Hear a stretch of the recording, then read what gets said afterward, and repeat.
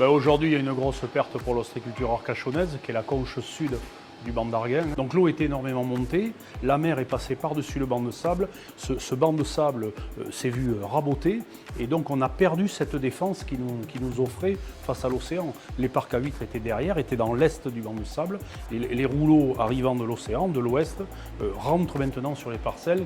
C'est au même titre que si on avait tenté de faire l'ostréiculture sur les plages océanes, à la Salie ou à Biscarrosse. C'est juste impossible, c'est ce qui se passe aujourd'hui. Donc aujourd'hui on est pris dans une espèce de machine à laver. L'huître n'est pas un fouisseur, c'est un filtreur, donc l'huître elle vit dans la masse d'eau, dans la colonne d'eau, non pas sous le sable contrairement à certains coquillages. Donc il y a vraiment cette course contre la montre pour vite les sortir. On n'a pas réussi à tout sortir parce que en fait c'est l'addition des phénomènes qui fait que les tempêtes se succèdent, les coefficients descendent, peu de temps pour travailler. Aujourd'hui on n'a pas pu y travailler, on n'a pas pu sortir, trop mauvais temps et on pourra revenir sur cette zone de parc maintenant que fin de semaine prochaine. Donc pendant quasiment 5-6 jours, on ne peut pas y aller travailler.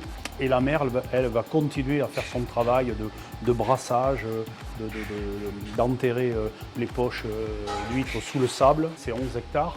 Alors ça représente à peu près la moitié de ce que l'on exploite sur le banc d'Arguin.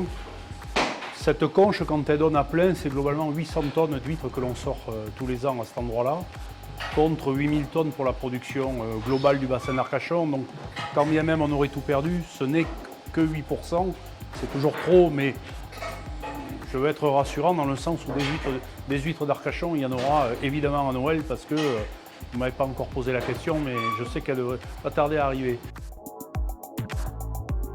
Aujourd'hui, évidemment, tous les ostréiculteurs l'ont compris, il faut qu'on quitte la conche sud. Elle n'offre plus les caractéristiques que l'on a besoin pour pouvoir y faire des concessions ostréicoles. Et ensuite, la deuxième échéance, ce sera de sortir tout le matériel, toutes les tables.